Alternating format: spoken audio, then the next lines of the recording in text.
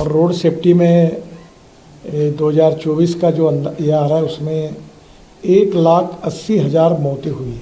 गंभीर बात यह है कि 18 से 34 वयोगट में 66% मौतें हुई है।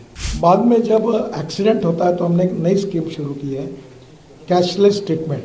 वो जो पेशेंट एडमिट होगा उसको 7 दिन तक ट्रीटमेंट का खर्चा या मैक्सिमम अप टू 1.5 लाख रुपए हम तुरंत देंगे उसकी ट्रीटमेंट के लिए। IIT मद्रास ने एक अच्छा ऐप तैयार किया है जिसमें ट्रांसपोर्ट सेक्टर को एक प्रकार जो अनेक रिफॉर्म है वो सब उसमें आए हैं, तो उसको भी लॉन्च किया गया। सर्कुलेशन इकोनॉमी को प्रधानमंत्री जी ने बहुत प्राधान्य दिया है और इसलिए स्क्रैपिंग पॉलिसी, इसके बारे में डिटेल चर्चा हुई। गाड़ी लेते समय जो रजिस्ट्रेशन फ़ी होती है उसमें अगर आपके पास स्क्रैपिंग सर्टिफिकेट होगा तो नई गाड़ी खरीदते समय आपको 50% यानी 50,000 रुपये की सहूलियत देने की योजना है। स्क्रैपिंग के कारण हमारी ऑटोमोबाइल इंडस्ट्री बहुत आगे जाएगी। हमारी ऑटोमोबाइल इंडस्ट्री पहले 7वें नंबर पे थी, अभी 4 महीने पहले हमारी इंडस्ट्री ये 4थे नंबर से 3रे नंबर पर आई है। हमने जापान को पीछे डाला है। रोड सेफ्टी में 2024 का जो ये आ रहा है उसमें 1,80,000 मौतें हुई है। 30,000 लोगों की मौतें जो है वो हेलमेट न पहनने के कारण हुई है।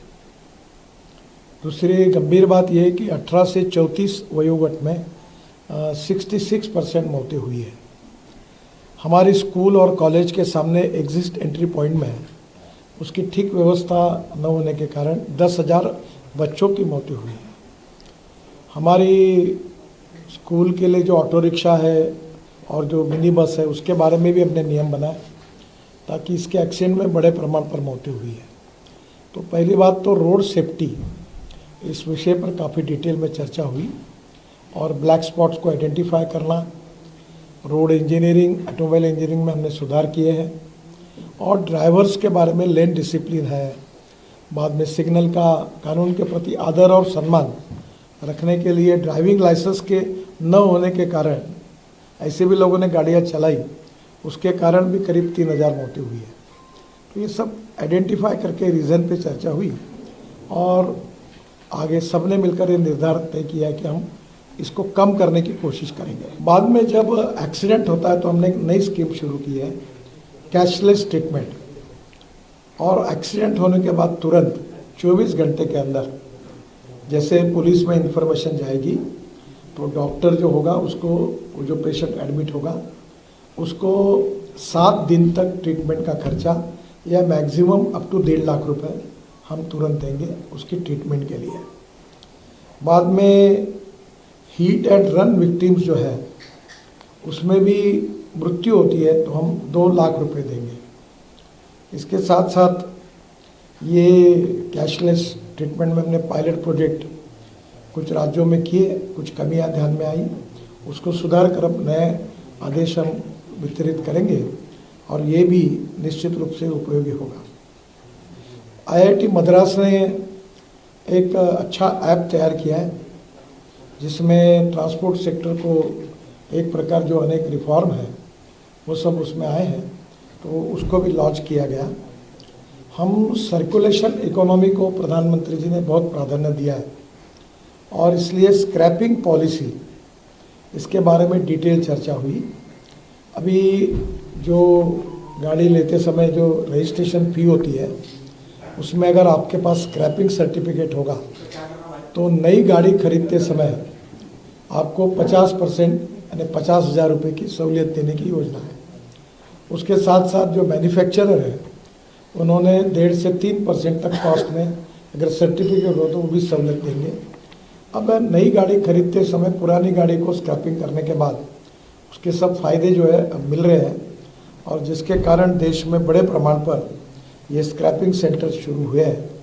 अभी ये संख्या हमारी अपेक्षा से कम है, करीब 78 to 82 वहाँ भी चालू हुए हैं, पर कम से कम 1,500 सेंटर्स खुले। और जो भारत सरकार की योजना है कि राज्य सरकार अगर अपनी गाड़ियाँ, बसेस, ट्रक स्क्रैपिंग करती है तो उनको कुछ मदद भी दी जाती है, उसके ऊपर भी चर्चा हुई और ये भी आज मीटिंग की प्रमुख विशेषता थी।